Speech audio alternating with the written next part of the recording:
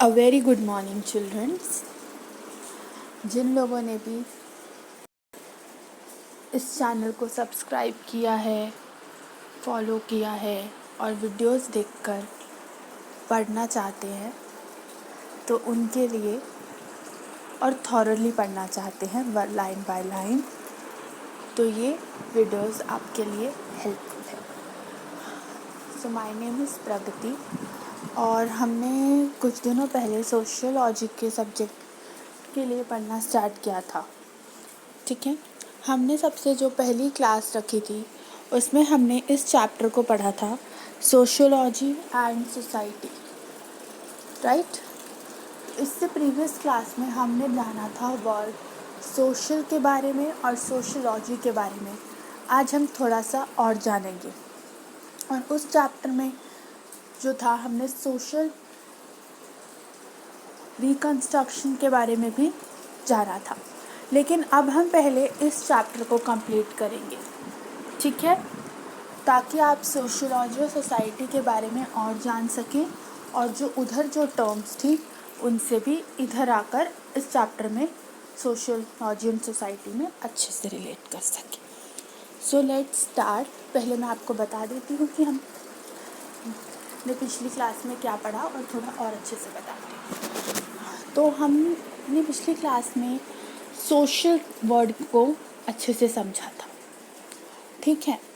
Social word क्या होता है? सोशल मतलब interact between two individuals as the person. मतलब अगर आप अपने स्कूल का एग्जाम्पल लें, स्कूल एक सोशल ऑर्गेनाइजेशन है जहाँ पर आप लोग मिलते हैं अपने दोस्तों से रोज़ किसी ना किसी टॉपिक पर, चाहे वो पढ़ाई को लेकर हो, चाहे वो आपकी अपनी पर्सनल लाइफ को लेकर हो, अपने ड्रेसिंग सेंस को लेकर हो, या फिर इन्वायरमेंट को लेकर, या किसी शो को लेकर, मूवीज़ को लेकर, गेम्स को लेकर, थाउजेंड्स ऑफ टॉपिक आप एक दूसरे से बात करते हैं। उन टॉपिक्स को एक दूसरे के व्यूज़ को सुनते हैं, समझते हैं, बोलते हैं, बातचीत करते हैं, राइट। जो वो बातचीत होती है, जो वो इंटरैक्शन होता है, वो ही आपका सोशल है। मतलब चाहे आप अपने घर आकर, हम घर पर आते हैं, आपके पेरेंट्स अपने नेबर्स से बात करते हैं, रिश्तेदारों से बात करते हैं, ठीक है, तो वो भी क्या हुआ, एक तरह का सोशल। अब कई लोगों को आपने सुना होगा सोशल लाइफ, राइट। तो क्या है आजकल सोशल लाइफ? आप सोशल मीडिया से जुड़े, या वो सोशल लाइफ है, या फिर आप जुड़ते हैं, ऐसा सर्कल क्रिएट करते हैं, लाइक जैसे आपकी मम्मा के हो सकती हैं, किटी पार्टी या मोहल्ले के लोग, क्या है वो सोशल सर्कल है ना एक, कि उन्होंने सोशली कैसे लोगों से बातचीत करी और अपना एक ग्रुप बनाया जिसमें वो अपनी अच्छी बुरी बातें कर सके, अपने बारे में बात कर सके, अपने पूरे दिनचर्या की बात कर सके, राइट। तो सोशल का मोटा मोटा मतलब यही होता है कि मतलब एक दूसरे से बातचीत करना। और इस सब्जेक्ट एज अ सोशियोलॉजी हम इसमें उसी को स्टडी करेंगे कि सोशियोलॉजी क्या है, कि the social strata of the particular, basically in 11th class you have to study the social strata of your own self। अपने आसपास का आपको जानना है। और सोशियोलॉजी वही है कि study of a social environment, कि आप अपने आसपास की सोसाइटी को समझते हैं। ये आपको अपनी सोसाइटी को समझने का पहला कदम होता है। आप पहला कह लीजिए एज अ सब्जेक्ट आपका पहला कदम होता है, क्योंकि अब तक हमने इस चैप्टर में जितनी भी बातें करी, आपको याद होगा हमने इसमें क्लास 11th की जब आप सब्जेक्ट चुन रहे होते हैं तब आपके आसपास का इन्वायरमेंट कितना और आसपास का माहौल, रिलेशनशिप्स कितने इफ़ेक्ट करते हैं आपको एक चॉइस करने में, आपका सोशल बैकग्राउंड कितना हेल्प करता है। देखिए यहाँ हमने रीड किया था ना, ओके। तो मैं इसी पैराग्राफ से कंटिन्यू करती हूँ। Page number is 1, right hand side, second para, individual efforts. So let's start. Okay. Individual efforts matter a great deal, but do not necessarily define outcomes. एक इंडिविजुअल जो भी एफर्ट लेता है, अगर आप अपने सब्जेक्ट के लिए ले रहे हैं, अपनी पढ़ाई के लिए ले रहे हैं, तो वो एक बहुत अच्छी डील है, बहुत अच्छी बात है, बट ज़रूरी नहीं है कि वो सक्सेसफुल हो या उसका कोई आउटकम निकले. As we saw there are social factors did play an important role in final outcome. अगर आप अपने 11th क्लास का एग्जाम्पल लें, मैं बार बार 11th का एग्जाम्पल क्यों ले रही हूँ, क्योंकि आपने अभी अभी अपने सब्जेक्ट चॉइस की है, राइट? तो आप इसको बेहतर समझ पाएंगे, इसलिए बार बार 11th का एग्जाम्पल है. तभी NCERT की इस बुक में भी 11th का ही एग्जाम्पल लिया गया है. ठीक है. अगर आप बात करते हैं कि अगर आपने एक सब्जेक्ट चूज़ किया है, तो उसमें बहुत सारे सोशल फैक्टर्स जैसे जो हमने पढ़े थे, कौन कौन से? Social background, gender, family, right? Gender, family और social background. Gender female male आप हैं, तो आप किस तरह से सब्जेक्ट चूज़ करेंगे, आपके पेरेंट्स किस तरह से आपको इन्फ्लुएंस करते हैं एक सब्जेक्ट को चूज़ करने के लिए, राइट? ये यही कह रहे हैं. सिर्फ आपका नहीं एक सब्जेक्ट को चुनना ज़रूरी है, आपके आसपास वालों को भी राय लेकर आप वो सब्जेक्ट चुनते हैं. Have we Here we have only mentioned the job market, the socio-economic economic background and gender. Can you think of other factors? सिर्फ इन्होंने 2 की बात की, 3 की बात की एक्चुअली, बट ये अभी इस सेंटेंस में 2 की बात कर रहे हैं कि हमने इधर सिर्फ सोशल बैकग्राउंड और जेंडर की बात की है. क्या आप कुछ और फैक्टर सोच सकते हो? Decided what's a good job. कि आपके लिए गुड जॉब कौन सी है? हम एज अ गुड सब्जेक्ट ले रहे हैं, जॉब नहीं. अगर आप कहीं आगे जॉब ढूंढने जाते हैं तो ये वो कह रहे हैं. तो do all societies have similar notions what is good job? In money the criteria, और इज इट रिस्पेक्ट और सोशल रिकॉग्निशन और individual satisfaction decides the worth of a job? आप कि जो इंडिविजुअल सेटिस्फैक्शन है कि आप उस सब्जेक्ट को, कॉमर्स, साइंस, आर्ट्स, किस सब्जेक्ट को पढ़ना चाहते हैं, वो भी डिपेंड करेगा आगे जाकर आपकी चॉइस से, कि आपकी इंडिविजुअल सेटिस्फैक्शन क्या है उस सब्जेक्ट को लेकर. Do culture, society norms have any role to play? अब इन्होंने अगला सवाल पूछा कि चलो सोशल की बात, सोशल बैकग्राउंड की बात हो गई, जेंडर की बात हो गई, पेरेंट्स, फैमिली, ये सब करते हैं इन्फ्लुएंस, लेकिन क्या कल्चर इन्फ्लुएंस करता है? क्या सोशल नॉर्म्स जो है वो रोल प्ले करते हैं? राइट, वो भी करते हैं. हमने इससे पिछली वाली क्लास में जो चैप्टर हम पढ़ रहे थे, उसमें हमने पढ़ा था ना कि कल्चर से कल्चर टू कल्चर, यानी जनरेशन टू जनरेशन, कैसे जो आपकी अगर बात करें हम चॉइसेस की, तो वो भी जनरेशन टू जनरेशन आती है. कि अगर आप इसमें ये कोर्स लिया है आपके भाई ने, तो आप भी लेंगे. अगर आपके पापा ने भी लिया तो आप भी लेंगे, आपकी बहन भी लेगी. ठीक है, ये आप पढ़ते हैं और ये आप देखते भी हैं. तो ये यही कहना चाह रहा है. नॉर्म्स भी लेके चलते हैं कभी कभी. तो नॉर्म्स क्या होते हैं भाई? सोच, जो गलत सोच कह लीजिए या स्टीरियोटाइप कह लीजिए, या चलता हुआ जो ट्रेडिशन है कभी कभी, वो भी लेकर आप चलते हैं साथ में. The individual student must study hard to do well. जो इंडिविजुअल स्टूडेंट होता है वो तो अच्छे से पढ़ता ही है अच्छा करने के लिए, बट हाउ वेल ही और she does is structured by a whole set of societal factor. अब जो वो अच्छा और बुरा कर रहा है, क्या वो सोसाइटल फैक्टर पे डिपेंड करता है? तो ये हमें जानना है. Please underline the word societal factor. Societal factor. The job market is defined by the needs of the economy. The needs of the economy are again determined by the economic and political policies pursued by the government. अगर आप एक job में जा रहे हैं, मान लीजिए अगर आप एक सब्जेक्ट भी चुन रहे हैं, राइट, तो उसमें सिर्फ ये देखा जाएगा कि आजकल किस सब्जेक्ट की पे आपको बेसिस पे जॉब मिल जाएगी। तो ये आपने इकोनॉमिक फैक्टर देखा। इकोनॉमिक क्या, जिसमें हमको पैसे मिलते हैं, जिसमें हम अच्छे से, ठीक है, अच्छे से कमा सकते हैं, जिसमें वही हम चुनेंगे सब्जेक्ट, जिसमें हम आगे जाके अच्छे से स्कोर कर सकें और फिर आगे जाके अच्छे से उसमें सब्जेक्ट लेकर कंटिन्यू कर सकें। अब पॉलिटिकल फैक्टर कैसे डिटरमाइन करते हैं भाई? पॉलिटिकल फैक्टर ऐसे डिटरमाइन करते हैं, कई लोग अगर जिनको पॉलिटिक्स में इंटरेस्ट होता है, जिन बच्चों को होता है कि मुझे पॉलिटिकल फील्ड के लिए कुछ करना है, समाज के लिए कुछ करना है, तो वो मैक्सिमम लोग आर्ट्स लेते हैं। लेकिन ऐसा नहीं है कि आप साइंस और आर्ट्स कॉमर्स लेके भी कर सकते हैं पॉलिटिकल फील्ड में, लेकिन फिर आपका वो होता है कि वो आपकी ग्रेजुएशन में वो सब्जेक्ट होना चाहिए, राइट, आगे तक पढ़ने के लिए।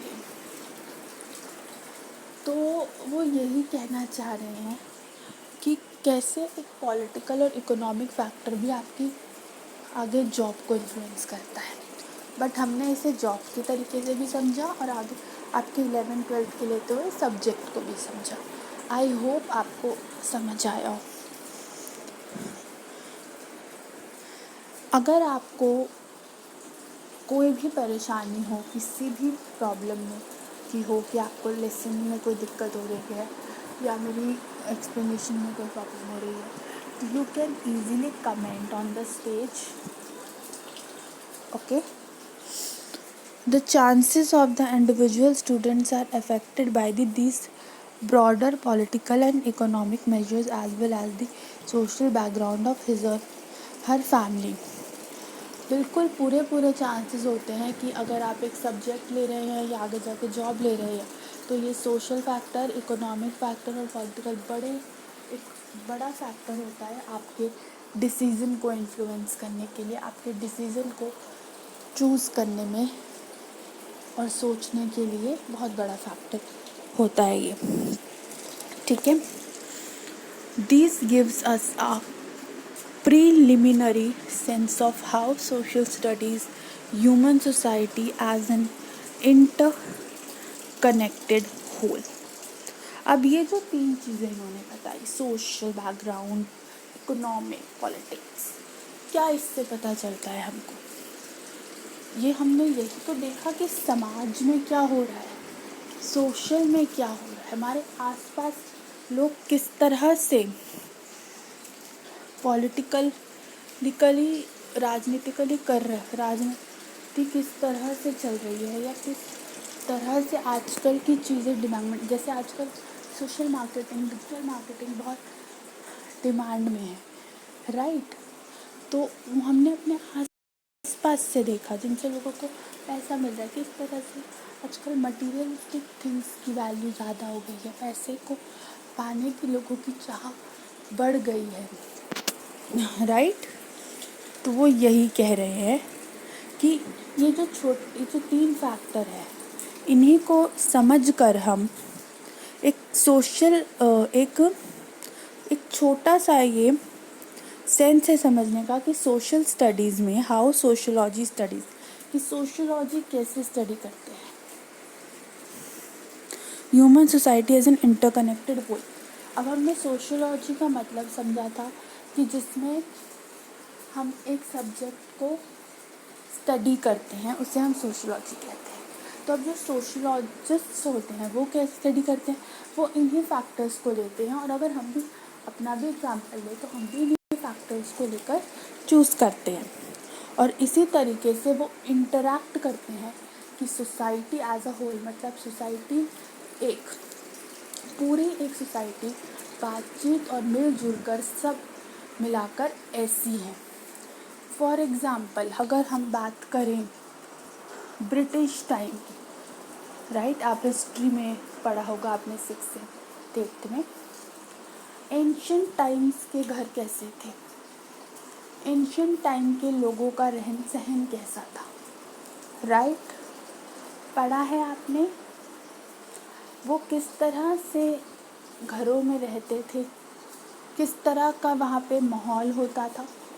सोशल हो गया बैकग्राउंड, लोगों की इकोनॉमिक अर्थ स्थिति कैसी होती थी, उनके पैसे कमाने के तरीके ज़रिए कैसे होते थे। आजकल की तरह तो नहीं कि घर बैठे वर्क फ्रॉम होम हो गया या फिर डिजिटल मार्केटिंग वगैरह हो गया। उनके क्या होते थे कि उस वक्त ज़्यादातर फार्मर्स ज़्यादा लोग होते थे या फिर किसी राजा के अंडर काम करते थे, राइट। ये वहाँ का कमाने का ज़रिया था। इकोनॉमिक बैकग्राउंड, पॉलिटिकल बैकग्राउंड, शासन राजा का या उसको लेकर लोगों का कैसा विचार है ना। समझ पा रहे हैं आप मेरी बात को। तो ये यही कहना चाह रहे हैं। और फिर सोशलिस्ट लॉजिक ने उस समय के हिसाब से उसको परखा, उस समय की बातचीत को समझा, लोगों के रहन सहन को समझा, तब जाकर उसे एक नाम दिया गया ancient period, right. Human society को ही तो समझा ना, लोगों की सोसाइटी को उन्होंने। तो उन्होंने एज अ होल देखा कि इंटरैक्ट करने में लोग कैसे हैं, बातचीत में कैसे हैं, तो उन्होंने उसको देखा। And how society and the individual interact with each other. Please underline sociology studies human society as an interact whole and how society and the individual interact with each other। यहाँ तक यही बात हम अभी कर रहे थे कि सोसाइटी एंड द सोसाइटी जो है वो क्या है, कैसे है कि एक इंडिविजुअल, एक आप इंडिविजुअल कैसे इंटरैक्ट करते हैं एक दूसरे से, किस तरह से बिहेव करते हैं, किस तरह समाज में जाके रहते हैं कि आपको गर्ल्स हैं तो आपको ऐसे बैठना है, बॉयज़ है तो आप इस तरह से रह सकते हैं, कैसे आपके लिए सेट कर दिया जाता है सब कुछ, राइट। समझ पा रहे हैं आप मेरी इस बात को। द प्रॉब्लम ऑफ चूजिंग, फिर से अब सब्जेक्ट की बात आ गई जो अब आप लोग चूज़ करते हैं। The problem of choosing subjects in the senior secondary school is a source of personal worry for the individual student। ये आपके लिए एज अ स्टूडेंट भी एक पर्सनल वरी होती है एक कि आपको क्या लेना है, आप भी ये सोचते रहते हैं, आपके लिए भी एज अ पर्सन ये एक टेंशन होती है कि आप आगे जाके 10th के बाद क्या लेंगे, right. That this is a broader public issue affecting students as a collectively entity in self evident। ये एक पब्लिक इशू भी है। आजकल लोग इस बात को समझ भी रहे हैं कि कैसे एक स्टूडेंट का पूरा तबका जो 11th में जाता है वो किस तरीके से कलेक्टिवली सेल्फ एविडेंट है, मतलब किस तरह से वो कितना चिंतित रहता है एक सब्जेक्ट को चूज़ करने के लिए और वो अपने आप को ही टटोलता है, राइट, कि मैं क्या साइंस ले सकता हूँ कि नहीं, अगर मैं साइंस लूँगा तो क्या मैं इसमें PCMB में फ़िज़िक्स कर पाऊँगा, केमिस्ट्री कर पाऊँगा, मैथ्स कर पाऊँगा, क्या मेरे 10th में इतने मार्क्स आ जाएंगे, क्या मैं कॉमर्स लूँगा तो फिर आगे क्या। आप 11th से ही आपको इतना मतलब वो कर दिया जाता है, एग्जॉस्ट कह लीजिए या टेंशन वाला कह लीजिए। कई लोग होते हैं सीरियस, बहुत अच्छी बात है, लेकिन कई लोगों के लिए एज ए प्रेशर भी होता है ये चीज़ कि उनको इतना एग्जॉस्ट कर दिया जाता है कि वो क्या ले क्या नहीं उसी में कंफ्यूज रहते हैं और अपने आप को वो उसी में टटोलते और ढूंढते रहते हैं। One of the task of the sociology is to unravel the connections between a personal problem and a public issue। Sociology का एक ये भी एस्पेक्ट है, टास्क है कह लीजिए, कि आप कनेक्शंस बना पाते हैं पर्सनल प्रॉब्लम और पब्लिक इशू में आपको ये फ़र्क पता चलेगा कि ये मेरी पर्सनल प्रॉब्लम है, ये पब्लिक इशू है। ठीक है, अब भाई सब्जेक्ट चूज़ करना तो आजकल के टाइम पे वैसे तो पब्लिक इशू ज़्यादा हो गया, बट ये पब्लिक इशू कैसे हो गया भाई? क्योंकि आपका सब्जेक्ट एक आप नहीं चूज़ करते, आपके रिश्तेदार भी आ जाते हैं इन्फ्लुएंस करने, right? This is the first theme of this chapter, ये पहली थीम है इस चैप्टर की। तो आज हम यहीं तक रखेंगे। आपका छोटा सा काम ये है कि हमने जहाँ तक फर्स्ट पेज हमने कंप्लीट करा और सेकंड पेज हमने कंप्लीट करा थीम ऑफ द चैप्टर तक, आपको 2-3 टाइम्स इसको रीड करना है थॉरोली, बार बार, ताकि आप जब लिखने बैठें तो अगर अब आपने इसमें ये है कि आप इसमें रट्टा नहीं लगा सकते, आपको ये समझना होगा सब्जेक्ट। ठीक है, तो समझ बनाने के लिए क्या करना होगा कि आपको रीड करना होगा ज़्यादा से ज़्यादा। जो वर्ड्स अंडरलाइन कराए हैं उनके को अच्छे से समझना होगा। ठीक है, तो आज के लिए हम इतना ही रखते हैं और कल हम, या आज ही कोशिश करूँगी मैं बोलती हूँ और आई एम सॉरी, मैं ले नहीं पाती हूँ because of my own studies also, but मैं आज नहीं लूँगी तो कल ज़रूर लूँगी, इसलिए प्लीज़ आप लोग यहाँ तक रीड कीजिएगा। ओके, कोई भी प्रॉब्लम हो तो कमेंट कर दीजिएगा। Thank you everyone.